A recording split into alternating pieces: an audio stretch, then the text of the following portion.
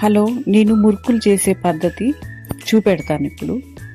బియ్యం పిండి, నువ్వులు, జీలకర్ర, కారం, ఉప్పు ఈ ప్లేట్ వాడుతున్నాను. మీ ఇష్టం, ఏదైనా వాడుకోవచ్చు. మురుకుల పిండి, బియ్యం పిండిలో కొన్ని నువ్వులు వేసాను.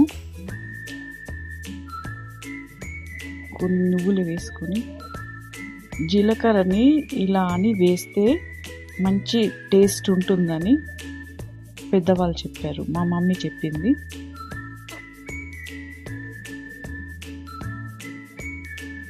ఒక స్పూన్ సాల్ట్ వేసాను.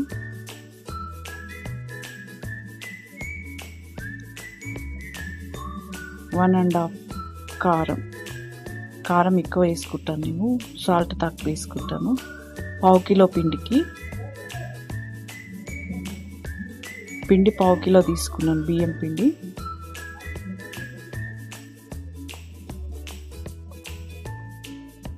అలా కలుపుకోవాలి. నువ్వులు, జీలకర్ర, ఉప్పు, కారం. కొందరు పసుపు వేసుకుంటారు. ఆ కలర్ కన్నా ఈ పసుపు వేసుకోకుండా వచ్చే కలర్ బాగుంటుంది. అక్కడ నీళ్లు మరుగుతున్నాయి, నూనె వేడవుతుంది. మురుకులలో పిండిలో వేడి నీళ్ళు, మసలే నీళ్ళు వేసుకోవాలి. ఇప్పుడు కర్ర ఉంటాయి మంచిగా. చేయి పెడితే కాలుతుంది కాబట్టి స్పూన్తో కలుపుకోవాలి. ఫస్ట్ వేడి నీళ్ళు, మసలే నీళ్ళు పోసుకొని. వేడి నీళ్ళు అయిపోయింది, వేసుకున్నాను. ఇప్పుడు వేడి నూనె పోసుకుంటున్నాను. సౌండ్ రావాలి. పిండిలో వేడి నూనె పోసినప్పుడు సౌండ్ రావాలి.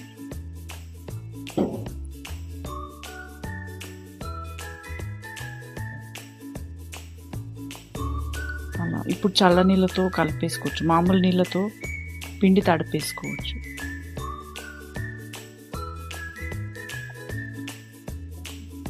చపాతీ పిండి కన్నా కొంచెం గట్టిగా తడుపుకోవాలి మురుకుల పిండి.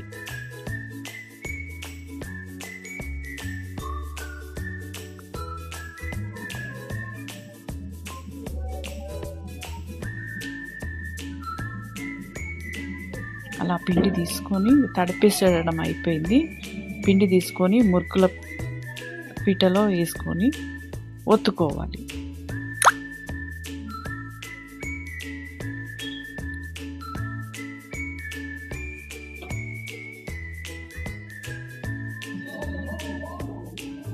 అలా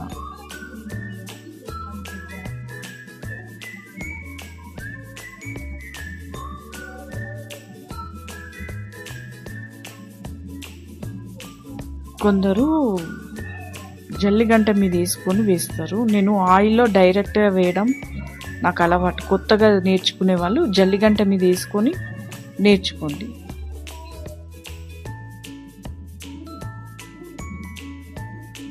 బాగా నూనె వేడెక్కినాక దాంట్లో మురుకులు వత్తుకోవాలి.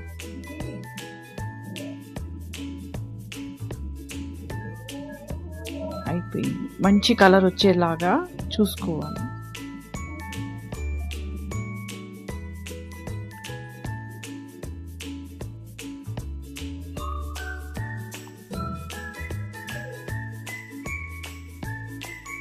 అది మన మురుకులు తయారైపోతుంది.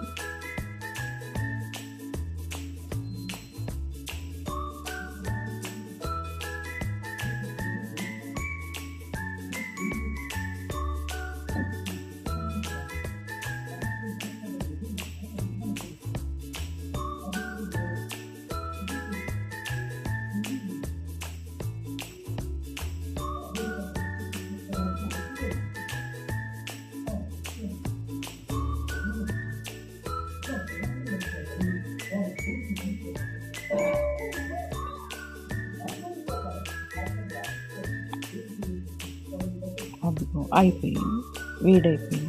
మురుకులు మనము ఉన్న కలర్లో తీసాక ఇంకా కలర్ వస్తుంది కాబట్టి కొంచెం తొందరగా తీసుకోవాలి. బయటికి తీసినాక ఇంకా రెడ్ కలర్లోకి వచ్చేస్తుంది.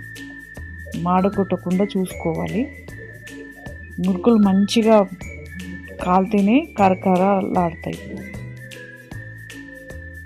చూడండి మురుకులు రెడీ అయిపోయినాయి. మన మురుకులు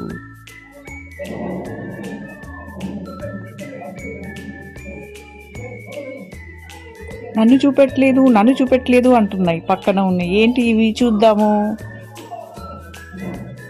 ఇదిగో చల్లలో మిరపకాయలు,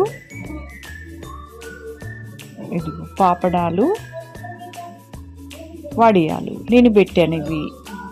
ఇవి నా దగ్గర రెడీగా ఉన్నాయి. మీకు కావాలంటే మెసేజ్ చేయండి. ఇదిగో ఈరోజు చేసిన మురుకులు.